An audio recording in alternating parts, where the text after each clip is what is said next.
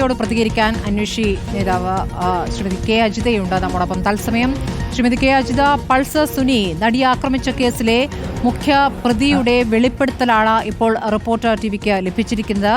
ഈ കൊട്ടേഷൻ ദിലീപ് എന്ന നടൻ നൽകിയതാണ് എന്നുള്ളതിൽ പുതുമയില്ല. പക്ഷേ ആ കൊട്ടേഷൻ 1.5 കോടി രൂപയ്ക്കായിരുന്നു. അതിൽ 70 ലക്ഷം താൻ കൈപ്പറ്റിയിരിക്കുന്നു. ഈ കൊട്ടേഷൻ നടപ്പാക്കിയില്ല എങ്കിൽ തൻ്റെ ജീവൻ തന്നെ അപായപ്പെടുത്തുമായിരുന്നു. ആ നിലയ്ക്ക് താൻ ആ ഘട്ടത്തിൽ നിരീക്ഷിക്കപ്പെടുന്നുണ്ടായിരുന്നു എന്നാണ് ഇപ്പോൾ അയാൾ പറഞ്ഞിരിക്കുന്നത്. അതോടൊപ്പം ഈ കാര്യങ്ങൾ ചിത്രീകരിച്ച മൊബൈൽ ഫോൺ തൻ്റെ പക്കലുണ്ട് എന്ന് കൂടി അയാൾ പറയുകയാണ്. 2017 നടന്ന സംഭവമാണ്. കാലം ഇത്ര കഴിഞ്ഞു. കേസിൻ്റെ അവസാന ഘട്ടത്തിൽ നിൽക്കുമ്പോഴും ആ മൊബൈൽ ഫോൺ കണ്ടെത്താൻ പോലീസിന് കഴിഞ്ഞിട്ടില്ല. കോടതിയിൽ അതിജീവിതയ്ക്ക് നേരിടേണ്ടി വന്ന ബുദ്ധിമുട്ടുകൾ നമ്മൾ കണ്ടതാണ്. കോടതി മാറ്റിത്തരണമെന്ന അതിജീവിതയുടെ ആവശ്യം പോലും കോടതി അംഗീകരിച്ചിട്ടില്ല എന്നൊരു യാഥാർത്ഥ്യം മുന്നിൽ നിൽക്കുന്നു. ഈ വെളിപ്പെടുത്തുകൾ ഏത് രൂപത്തിൽ അവരെ സഹായിക്കുമെന്നാണ് ശ്രീമതി കെ അജിത കരുതുന്നത്?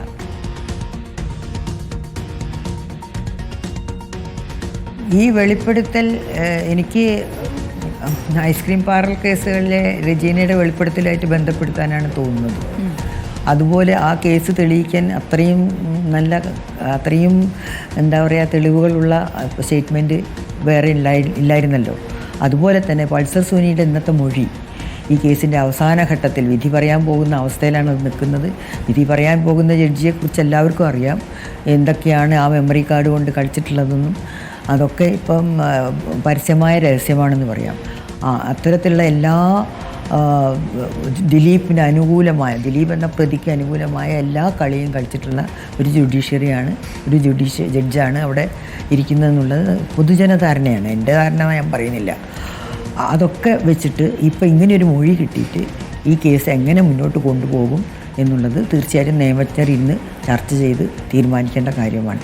പക്ഷേ ജനങ്ങളുടെ മുന്നിൽ ഇന്ന് എല്ലാം വ്യക്തമാണ്. പൾസർ സുനി പോലും ഇത്തരത്തിൽ കാര്യങ്ങൾ വ്യക്തമായി പറഞ്ഞു കഴിഞ്ഞിട്ടുണ്ടെങ്കിൽ എല്ലാം വ്യക്തമാണ്. ഇനി ആ 80 ലക്ഷം കിട്ടാൻ വേണ്ടിയിട്ടാണോ അയാളിത് പറഞ്ഞത് എന്നുള്ളത് നമുക്കറിയില്ല. 80 ലക്ഷം കിട്ടിയാൽ ഇനി മിണ്ടാതിരിക്കുമോ എന്നുള്ളത്, കോടതിയിൽ ഇയാളിത് കാര്യങ്ങൾ പറയുമോ എന്നൊന്നും നമുക്കറിയില്ല.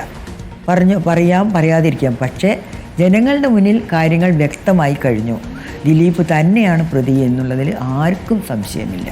ഈ കൊട്ടേഷൻ കൊടുത്തതും 1.5 കോടി ചിലവാക്കാമെന്ന് പറഞ്ഞതും ഇതിലൊന്നും വളരെ ക്രിസ്റ്റൽ ക്ലിയറായിട്ട് ഇപ്പോൾ ജനങ്ങളുടെ മുന്നിൽ വന്നു കഴിഞ്ഞു. ദിലീപിൻ്റെ സിനിമകൾ പൊട്ടുന്നത് ഇനി അതിനേക്കാൾ വലിയ പൊട്ടലായിരിക്കും ദിലീപിനുണ്ടാവുക എന്ന് തന്നെ ഞാൻ പറയും. അത്തരത്തിൽ നടനെ തകർക്കാനുള്ള ഗൂഢാലോചനയാണ് നടന്നിരിക്കുന്നത് എന്നാണ് ദിലീപ് അനുകൂലികൾ വാദിക്കുന്നത്. കെ അജിത, നമ്മളത് കണ്ടിട്ടുള്ളതാണല്ലോ. ഈ വാർത്തയുമായി ബന്ധപ്പെട്ട് മുന്നോട്ട് പോയ മാധ്യമപ്രവർത്തകർക്ക് നേരെയും ഇത് രൂപത്തിലുള്ള നടനെ തകർക്കാൻ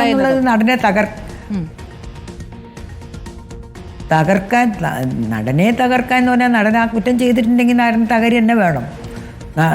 എന്തിനാപ്പോൾ ഇങ്ങനെ ഒരു ക്രിമിനലായിട്ടുള്ള ഒരാളെ സംരക്ഷിക്കേണ്ട ആവശ്യം എന്താണ്?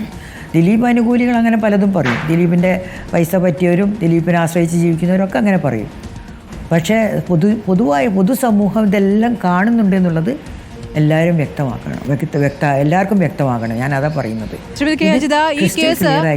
ഈ കേസ് ഒരു അടുത്ത ഘട്ടത്തിലേക്ക് കടന്നിരിക്കുന്നു എന്നൊരു അഭിപ്രായം താങ്കൾക്കുണ്ടോ? കേസിന്റെ തുടക്കം നമുക്കറിയാം. 2017 നടി ആക്രമിക്കപ്പെടുന്നു. കൊട്ടേഷൻ കൊടുത്തുകൊണ്ട് ബലാത്സംഗം ഏൽപ്പിക്കുന്ന ആദ്യത്തെ കേസായിരുന്നു. രണ്ടാമത്തെ ഘട്ടം എന്ന് പറയുന്നത് ബാലചന്ദ്രകുമാറിന്റെ വെളിപ്പെടുത്തലാണ്. ആ ദൃശ്യങ്ങൾ താൻ കണ്ടിട്ടുണ്ട്. ആ ദൃശ്യങ്ങൾ ദിലീപ് അടക്കമുള്ളവർ ആ വീട്ടിലിരുന്ന് കാണുന്നത് താൻ കണ്ടു എന്നതായിരുന്നല്ലോ അദ്ദേഹത്തിന്റെ വെളിപ്പെടുത്തൽ. ഇന്ന് ബാലചന്ദ്രകുമാർ നമുക്കൊപ്പമില്ല. മൂന്നാം ഘട്ടത്തിലാണ് പൾസർ സുനി, അതായത് ഈ കൃത്യം നിർവഹിച്ചയാൾ തന്നെ താൻ അതെങ്ങനെ നിർവഹിച്ചു എന്നും തനിക്കതിന് എന്ത് കിട്ടിയെന്നും അതിനുശേഷം എന്തൊക്കെ നടന്നു എന്നും താൻ ഇതിൽ ആരൊക്കെയായി ബന്ധപ്പെട്ടു എന്നടക്കമുള്ള കാര്യങ്ങൾ വെളിപ്പെടുത്തുന്നത് ഒരു കേസിന്റെ മൂന്നാം ഘട്ടമായി ശ്രീമതി കെ അജിത അതിനെ കാണുന്നു. തീർച്ചയായിട്ടും മൂന്നാം ഘട്ടം ആകേണ്ടതാണിത്. കാരണം നിയമജ്ഞർ ഇടപെട്ടിട്ട് ഈ കാര്യം എടുത്തുകൊണ്ട് കേസുമായിട്ട് മുന്നോട്ട് പോകേണ്ടതാണ്. സുപ്രീം കോടതി വരെ പോകേണ്ടതാണെന്നാണ് എൻ്റെ അഭിപ്രായം. പക്ഷേ നമുക്ക് ഈ കോടതികളിൽ ഇത്തരം കേസുകളിൽ കോടതികൾ പലപ്പോഴും വളരെ മോശപ്പെട്ട നിലപാടാണ് എടുക്കുന്നതെന്നുള്ളതുകൊണ്ട് എനിക്കതിൽ ഉറപ്പിച്ച് പറയാൻ പറ്റില്ല. പക്ഷേ മൂന്നാം ഘട്ടം ആക്കാൻ നമുക്ക് കഴിയണം. നമ്മുടെ അഭിഭാഷകർക്കും പൊതുസമൂഹത്തിനും ഇത് മൂന്നാം ഘട്ടമാക്കി നമുക്ക് നീതി കിട്ടണം നമ്മുടെ അതിജീവിതയ്ക്ക്, നമ്മുടെ നടിക്ക് എന്നുള്ളത് നമ്മൾ ഉറക്കെ പ്രഖ്യാപിക്കേണ്ട ഒരു സമയമാണിത്. തീർച്ചയായിട്ടും കാര്യങ്ങൾ ഇത്ര ഈ വ്യക്തമായി കേസ് വന്ന സ്ഥിതിക്ക് പല കാരണങ്ങൾ കൊണ്ട് അതിജീവിത വളരെ ഉറച്ചു നിൽക്കുന്നുണ്ട്. അതിജീവിതയുടെ ഒപ്പം തീർച്ചയായും ഈ കേസ് പല കാരണങ്ങൾ കൊണ്ട് ചരിത്രത്തിൽ രേഖപ്പെടുത്തിയ ഒരു കേസാണല്ലോ ശ്രീമതി കെ അജിത. ഇത് ഈ പറഞ്ഞതുപോലെ കൊട്ടേഷൻ നൽകിയുള്ള ബലാത്സംഗം എന്നുള്ള ആദ്യത്തെ കേസ്. പിന്നീട് സിനിമാ മേഖലയുമായി ബന്ധപ്പെട്ട ഒരു വിപ്ലവം തന്നെ സൃഷ്ടിക്കപ്പെടുന്നു. WCC വരുന്നു, ഹേമ കമ്മിറ്റി വരുന്നു, ഒരുപാട് വെളിപ്പെടുത്തലുകൾ തുടരെ വരുന്നു.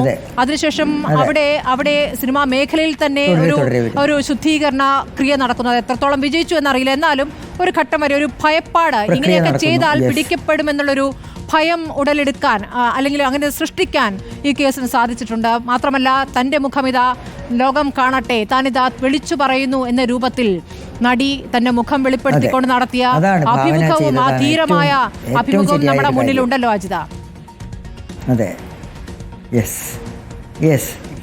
തീർച്ചയായും വളരെ നന്ദി കെ അജിത. നമുക്ക് ഈ പറഞ്ഞതുപോലെ ഒരു കേസിന്റെ 3ാം ഘട്ടമായി ഇത് മാറട്ടെ. ആ നിലയ്ക്ക് അതിജീവിതയ്ക്ക് നീതി നേടിക്കൊടുക്കാൻ ഈ വെളിപ്പെടുത്തലിന് സാധിക്കട്ടെ. അതിന്മേലൊരു തുടരന്വേഷണം വളരെ വേഗത്തിൽ നടക്കട്ടെ. നിയമപരമായ കാര്യങ്ങൾ എന്തൊക്കെയാണെന്ന് ഇനിയും അറിയേണ്ടതുണ്ട്.